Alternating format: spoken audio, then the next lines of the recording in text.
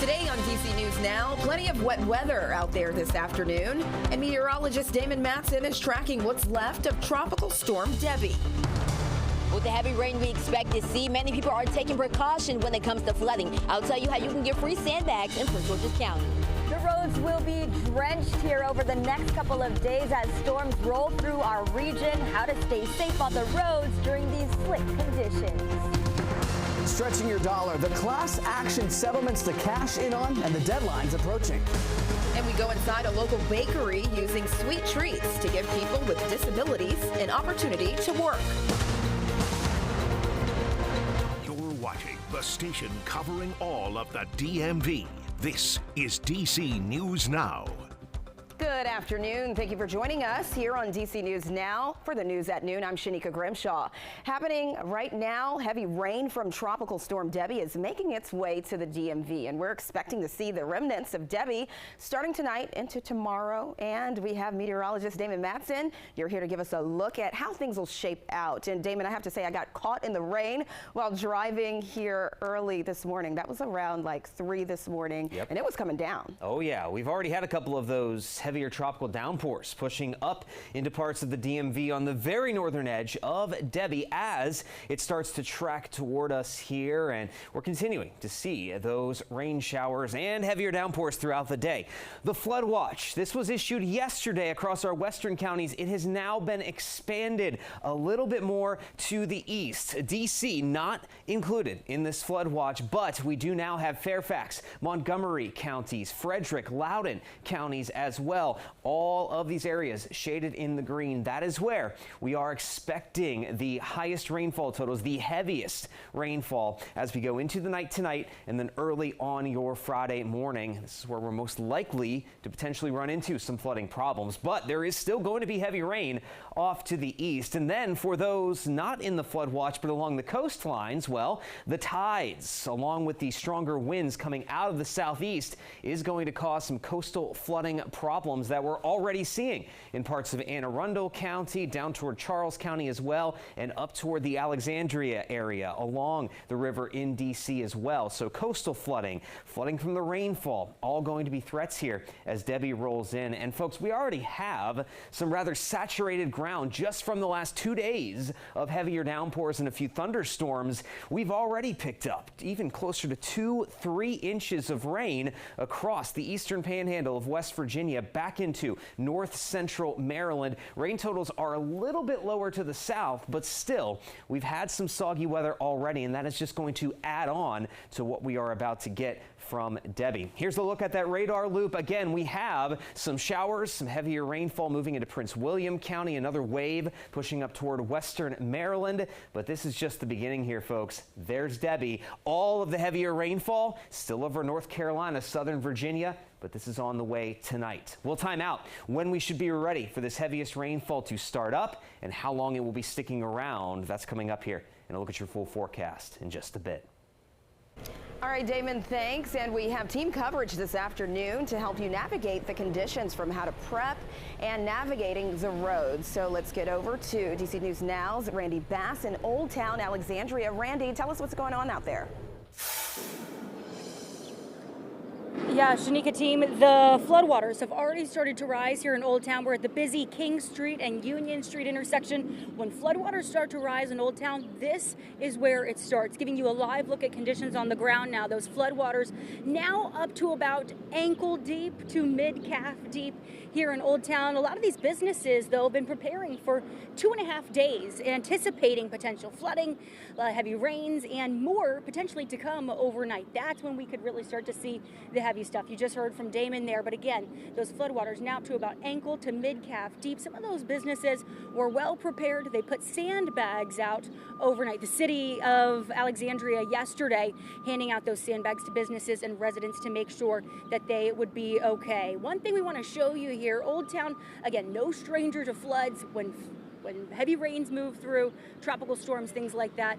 This is where you start to see that flooding. Right now, getting closer to this 5 mark here, this 5-foot mark, but business owners we talk to say if it comes 6, 7, even 8 overnight, that could be potentially catastrophic for business. So we'll be here on the ground in Old Town tracking conditions throughout the afternoon. We'll bring you more on DC News Now at 4. Live in Old Town, I'm Randy Bass, DC News Now.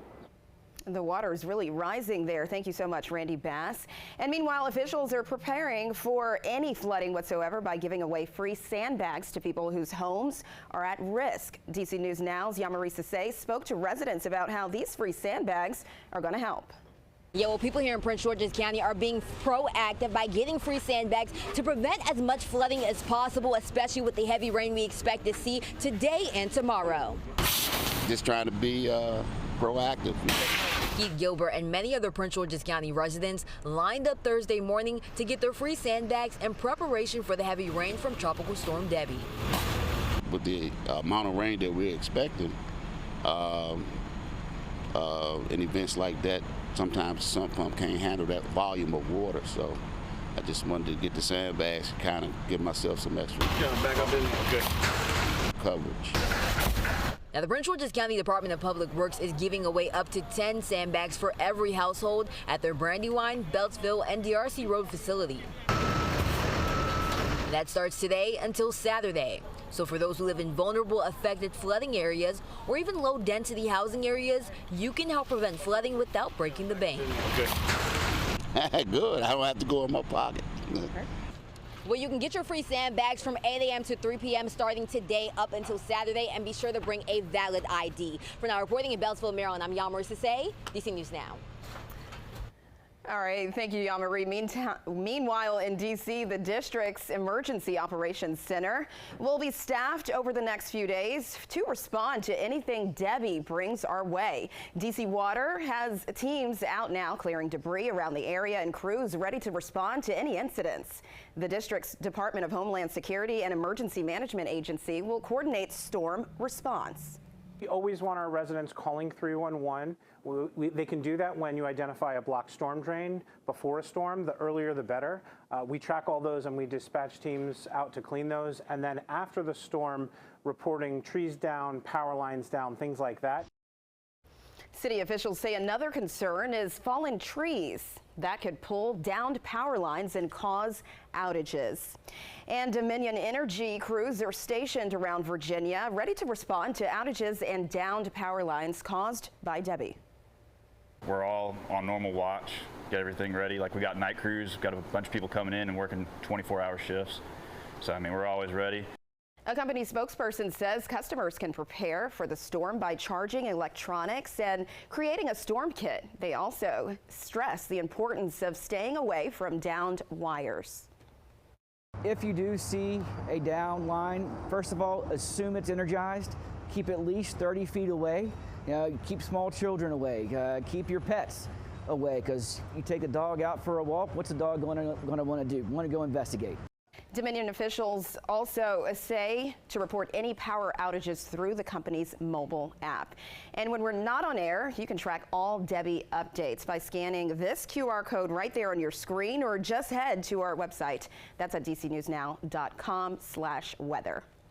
And a Metro train operator was found running a train just hours after drinking alcohol before their shift.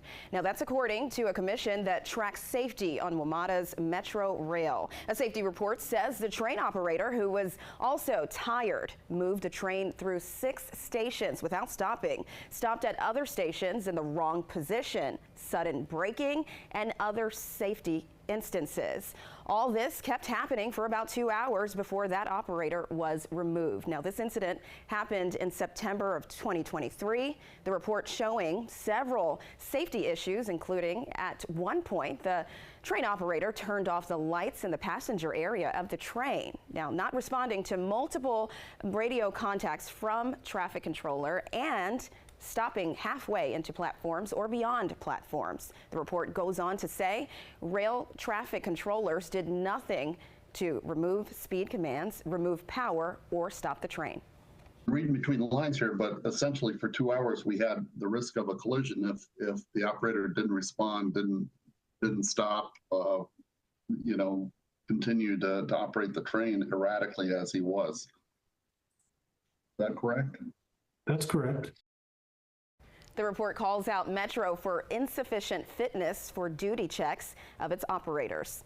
And Metro put out a response following the report. The transit body stressing safety is one of its core values. It says in part, quote, Metro administers a drug and alcohol program in compliance with Federal Transit Administration requirements, which includes random and post-accident testing for safety-sensitive employees. And over the past 3 years, Metro's positive test results have been below the industry average of 1.09%. And the report shows because of the investigation, Metro Rail is in the process of implementing a corrective action plan. Now that includes reviewing displays in the control center that can identify when a train is stopped for an extended period. Officials say the operator is no longer with Metro.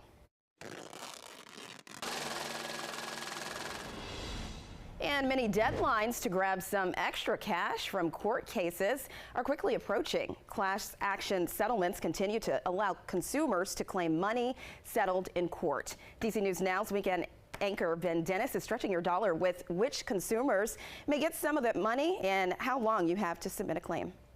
There, from health products to tech at home and in your hands, companies have settled lawsuits for millions of dollars, and you can get some of that money from class action settlements. They've got deadlines quickly approaching for you to cash in on.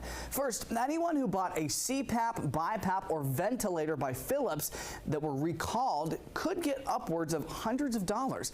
Second, sports website Bleacher Report settled for $4.8 million after allegedly sharing account holders' personally identifiable information to Facebook without consent between January 2021 and this May. Third, Bosch will pay up to $2 million in a settlement fund after allegedly defective microwaves caused control panels to fade and fail. Here's when to apply, buy, and how much you'll get. The Philips breathing device case, submit a claim by Friday the 9th. Get anywhere from $56 to $1,500 depending on the device. Bleacher Report, payments will depend on how many people submit a claim. File one by August the 23rd. And the Bosch microwave case, filed by September the 3rd, reimbursed up to $400 or a 3-year extended service plan. Class action settlements are technically not admissions of guilt by companies involved. Visit DCNewsNow.com and select our Money tab for links on how to submit a claim. Ben Dennis, back to you.